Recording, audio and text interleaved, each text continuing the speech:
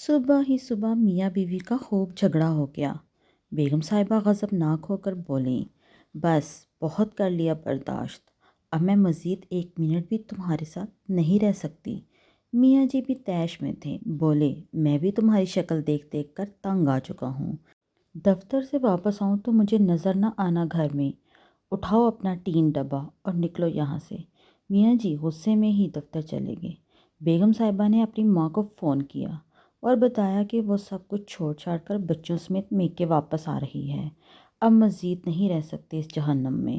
ماں نے کہا، بندے کی پتر بن کے آرام سے وہیں بیٹھ، بڑی بہن بھی اپنے میاں سے لڑ کر آئی تھی اور اسی ضد میں طلاق لے کر بیٹھی ہوئی ہے، اب تو نے ہی وہی ڈرامہ شروع کر دیا ہے۔ خبردار جو ادھر قدم بھی رکھا تو صلح کر لے میاں سے، اب وہ اتنا برا بھی نہیں۔ ماں نے لال جھنڈی دکھائی تو بیگم صاحبہ کے ہوش ٹھکانے آئے اور وہ پھوٹ پھوٹ کر رو دیں۔ جب رو رو کر تھکیں تو دل ہلکا ہو چکا تھا۔ میاں کے ساتھ لڑائی کا سین سوچا تو اپنی بھی کافی غلطیاں نظر آئیں۔ منہ ہاتھ دھو کر فریش ہوئیں اور میاں کی پسند کی ڈش بنانی شروع کر دی اور ساتھ بھی اسپیشل کھیر بھی بنا لی۔